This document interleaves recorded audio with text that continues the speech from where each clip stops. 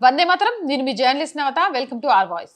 Love jihad, land జిహాద్లకు May 4 deadline. అవును, మీరు వింటుంది నిజం.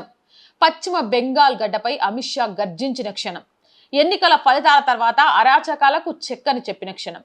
అమిత్ షా ప్రకటనతో విపక్షాలలో వణుకు మొదలైంది. బెంగాల్లోని సప్తగ్రామ్లో జరిగిన బహిరంగ సభలో కేంద్ర హోంమంత్రి అమిత్ షా కీలక వ్యాఖ్యలు చేశారు. మే 4వ తేదీన ఎన్నికల ఫలితాలు వచ్చిన తర్వాత రాష్ట్రంలో లవ్ జిహాద్ మరియు ల్యాండ్ జిహాద్, భూ ఆక్రమణలు రెండూ ముగిసిపోతాయని ఆయన ప్రకటించారు. ప్రభుత్వం కఠిన చట్టాలను తీసుకురాబోతుందా అనే సందేహాలు ప్రతిపక్షాలలో వ్యక్తమవుతున్నాయి. అమిత్ షా చేసిన ఈ వ్యాఖ్యలతో లవ్ జిహాద్ మరియు భూ ఆక్రమణలకు వ్యతిరేకంగా ప్రభుత్వం అత్యంత కఠినమైన చట్టాలను తీసుకురావడానికి ప్లాన్ చేస్తుందా అనే చర్చ ఇప్పుడు దేశవ్యాప్తంగా మొదలైంది. ముఖ్యంగా సరిహద్దు రాష్ట్రమైన బెంగాల్లో అక్రమ చొరబాట్లు, భూముల ఆక్రమణలపై బీజేపీ మొదటి నుంచి సీరియస్ గా ఉంది.